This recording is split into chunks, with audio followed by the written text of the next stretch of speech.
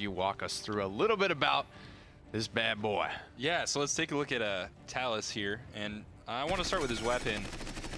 It's basically our version of a submachine gun. That's the note we were trying to hit with this.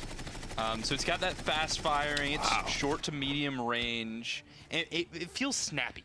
Feels pretty damn accurate too. I mean, just watching the weapon trace there. It's pretty accurate. It'll sway a little over range, and you can actually see that. So you know you do have to control it. Is that like a new type of recoil? Because I was playing with this a little bit, but it felt different from like Victor or Tyra. Yeah, we wanted to give it just a little bit more flavors. So this weapon, while it is fairly accurate, does sort of move relatively consistently. It's got a bit of inaccuracy, but generally you can get a feel for it. And then over medium, even long ranges, you'll have fall off, sure, but you can get pretty consistent damage. Gotcha, gotcha. So that is the in-hand. Let's take a look at his first ability, the Q. How does this interact with the rest of his kit? I mean, he's a flank, right? So this is what gives him his damage, right? While his in-hand is a little bit longer range for a flank, here's where you can really light people up. And this is a 33% attack speed boost. And this puts him at very high damage for a flank. So competitive with Sky.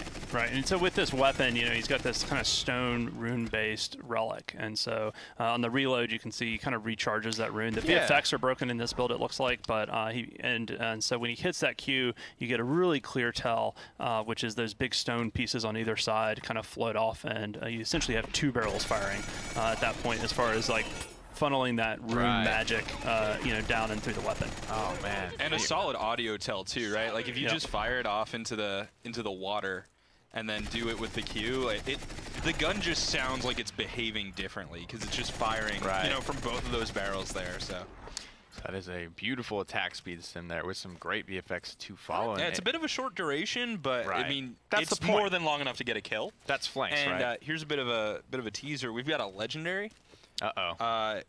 Infinite ammo during the stim. Yikes. So 4 seconds. The meat grinder. Yeah, that's right. It's a raging demon. And you can fire the entire time. So really good damage. I like doing it like if I'm up against maybe more tanks, then this is a decent option to allow me to just shred them.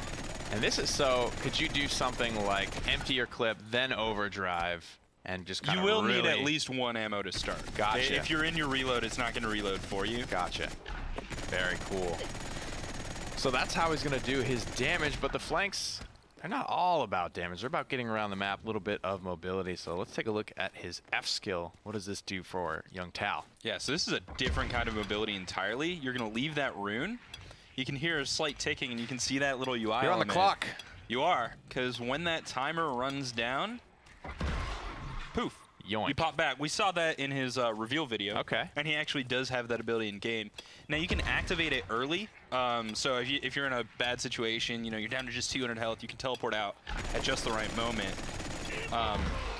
Or if you've accomplished what you set out to do. Right. Or if the actual force teleport back, that will cleanse everything. You will always teleport back. Whoa. Unless you're dead. What happens if I'm getting Zen ulted? Out. Yoink. What happens if I'm a chicken? Out. Oh my like goodness. Everything.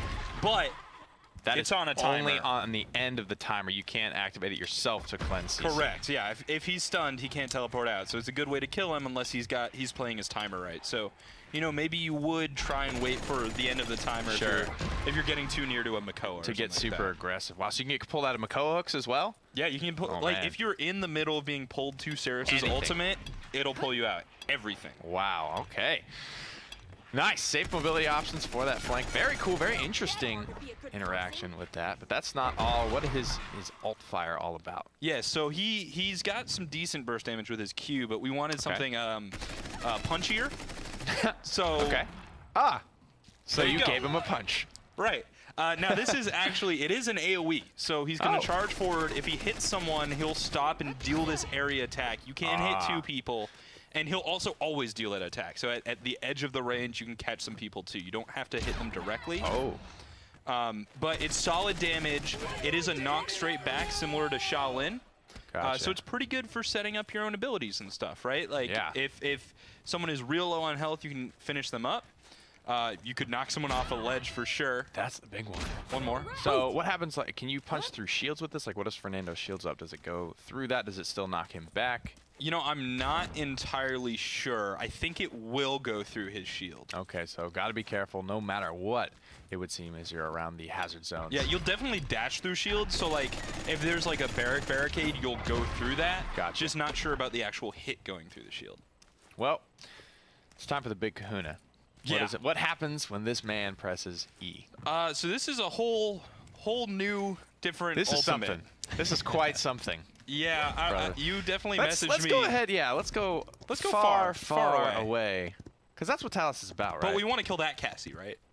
Yeah, that one. That Cassie Let's get her. She's wronged you. Yeah. And your race. Oh, yeah, drop your teleport. That's good. Whoa! Boom. Out of nowhere!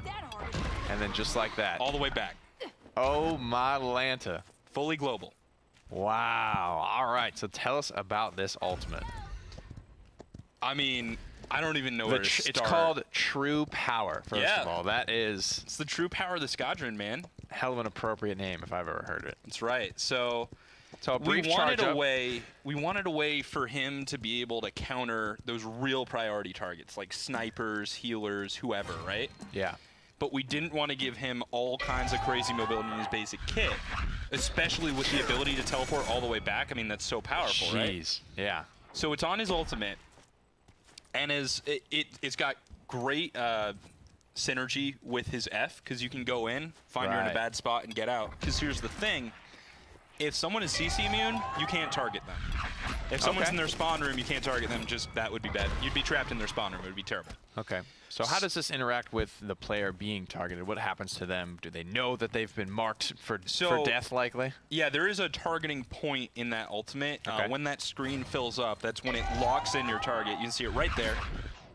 So as that rune kind of turns red, that's and when they'll that get the tell? happens, you can see that he'll actually lift them up and stun them right at the end, and then do the travel. Now, you can get saved out of this, right? Like, if your teammate cleanses you, you're free.